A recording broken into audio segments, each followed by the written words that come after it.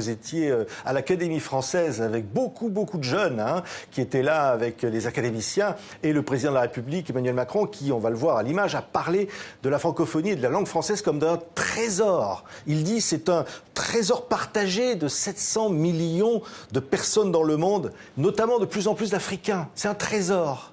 Oui, bien sûr que c'est un trésor, parce que d'abord c'est cette langue qui nous permet de partager, de discuter, de s'aimer, de se séduire, de rire ensemble. C'est une langue en plus qui est une langue monde, qui vit sur des sortes d'archipels éclatés et qui finalement s'est développée dans chaque endroit avec sa propre couleur, sa propre chair, ses propres odeurs. Et ça c'est absolument merveilleux parce que c'est une langue qui se laisse créoliser, qui se laisse transformer, et il faut qu'on soit à l'écoute de cette poésie-là, cette poésie diverse de la langue française. Oui, donc une position offensive sur la langue française. On dit une trentaine de propositions, on ne pourra pas toutes les énumérer, mais on dit notamment par exemple à destination des lycées français de l'étranger, parce que c'est très important au niveau de l'éducation, ce qui a été annoncé hier par le président de la République. Oui, bien sûr, c'est très important. D'abord, apprendre le français en France et bien l'apprendre. Je crois que ça, c'est essentiel. On ne peut pas défendre la francophonie dans le monde quand chez nous-mêmes, on a du mal à apprendre le français. Il y a trop d'enfants qui sortent du primaire sans bien parler, sans bien maîtriser le français.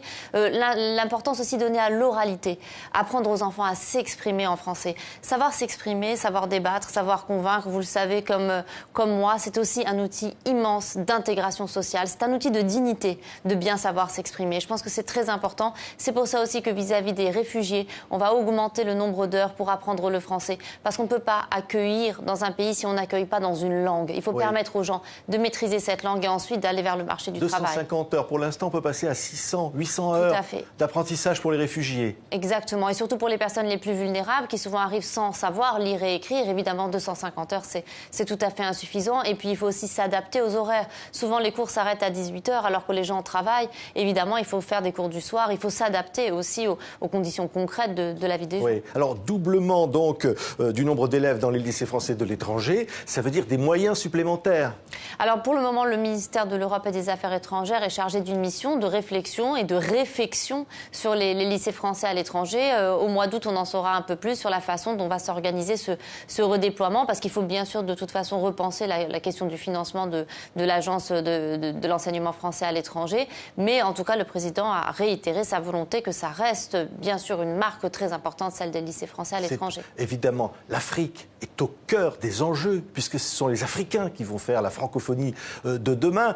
Ça n'est pas, comme l'a dit le président Macron, un faux-né d'une sorte de néocolonialisme, la façon dont la France traite la langue française. Oui, voilà, il faut arrêter d'être dans cette position de surplomb. Il faut faire les choses avec nos partenaires. C'est pour ça qu'il y a cette volonté d'aider à la formation des professeurs de français, de fournir des manuels. Mais c'est pour ça aussi que le président de la République a insisté sur le fait qu'il ne s'agisse pas seulement pour nous de diffuser le français. Il s'agit aussi pour les Français de mieux apprendre les langues africaines, de s'intéresser à ces langues, qu'elles soient enseignées dans nos universités, que nos ambassadeurs, nos fonctionnaires parlent les langues locales lorsqu'ils arrivent dans des pays africains, parce qu'il ne faut pas que la francophonie devienne une paresse. Il ne faut pas que parce qu'on est dans un pays où on parle français, nous-mêmes nous désintéressions des langues locales. Non, il faut que chacun fasse aussi le pas vers la culture de l'autre, parce que c'est ça qui enrichit aussi cette francophonie, c'est ce plurilinguisme. Quand on est francophone, en général, on parle plusieurs langues. Et c'est la beauté de cet espace, et ce qui fait notre différence par rapport à tous les autres espaces linguistiques, c'est que c'est un espace où cohabitent tout le temps plusieurs langues. Oui, alors on pourrait parler aussi d'un baccalauréat